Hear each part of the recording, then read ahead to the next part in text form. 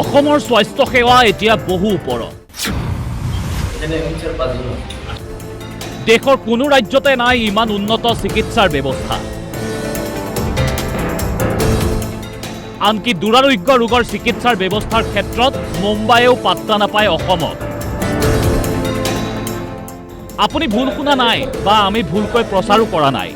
দুৰাৰোগ্য ৰোগ যেনে কেঞ্চাৰৰ চিকিৎসাৰ ক্ষেত্ৰত এতিয়া মুম্বাইতকৈ উন্নত ব্যৱস্থা আছে অসমত। মুম্বাইলৈ নোযোৱাকৈ অসমৰ যিকোনো এখন কেঞ্চাৰ প্ৰতিষ্ঠানলৈ গ'লেই মুম্বাইতকৈ ভাল আৰু উন্নত চিকিৎসা সেৱা পাব অসম তথা উত্তৰ পূবৰ ৰোগীয়ে। অৱশ্যে এই কথা আমি কোৱা নাই, কৈছে খুদ স্বাস্থ্যমন্ত্ৰী অশোক সিংহলে। শুনকচোন তেওঁৰ মুখেৰেই। শুনিলে বহুতৰ সন্দেহ হয়, কিন্তু যাই যেতিয়া দেখিব, উপলব্ধি কৰিব, মোৰ গৃহ জিলা শোণিতপুৰত যিটো চেণ্টাৰ আছে, বম্বেৰ পৰা এজন মোৰ চিনাকি মানুহ কেঞ্চাৰ ৰোগী আছিলে, ভাল হ'ল চিকিৎসা কৰি, ফুৰিবলৈ আহিছিলে নামেৰি। কথা পাতি থাকোঁতে কথা প্ৰসংগত মই যেতিয়া ক'লোঁ, তেখেতে ক'লে যে চাব খুজিছোঁ।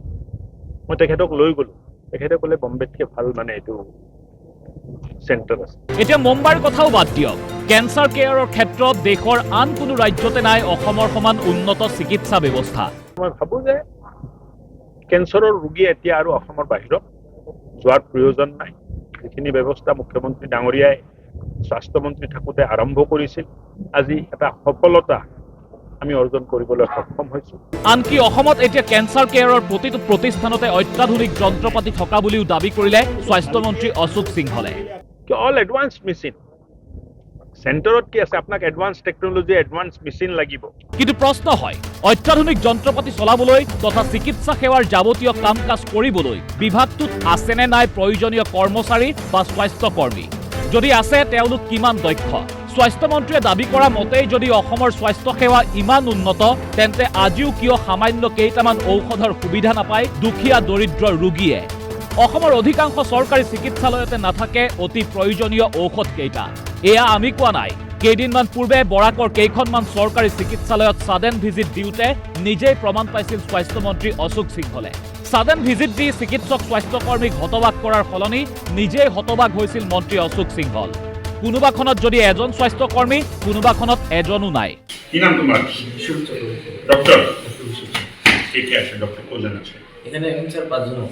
নাই যে নাই ৰোগীৰ বাবে চৰকাৰী ঔষধ কেইটাও যে নাই, সেই বৰাক ভ্ৰমণতে গম পাইছিল স্বাস্থ্যমন্ত্ৰীয়ে। তাৰ পৰা উভতি আহিয়েই তেওঁ জাৰি কৰিছিল হেল্পলাইন নাম্বাৰ।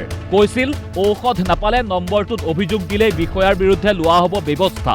অসমৰ কেঞ্চাৰ কেয়াৰৰ জয় জয়কাৰ কৰি আজিও একে কথাই ক'বলগীয়া হ'ল অশোক সিংহলে। অহা দিনবোৰত ভাল স্বাস্থ্য ব্যৱস্থা দিব লাগে, তাৰ বাবে আমি সংকল্পবান হৈ আছোঁ। আৰু স্বাস্থ্যমন্ত্ৰী হিচাপে প্ৰত্যেকটো হস্পিটেলত, প্ৰত্যেকটো চেণ্টাৰত চৰকাৰে ধাৰ্য কৰি দিয়া মেডিচিন থাকিব লাগিব। আৰু যদি মেডিচিন নাথাকে, যিজন বিষয়া আছে, এই বিষয়াজনৰ ওপৰত বিহিত ব্যৱস্থা লোৱা। আচলতে কথাবোৰ সঁচা নে মিছা সেয়া জনাৰ পূৰ্বে কিছুমান সত্য জানি লোৱা ভাল, যি সত্যই মানুহক দিয়ে মৰণসম অভিজ্ঞতা। নেতা মন্ত্ৰীৰ বাবে কিন্তু দূৰৈৰ বিলাসী চিকিৎসা সেৱাৰ দুৱাৰ খোলা। Bureau' report, DY365।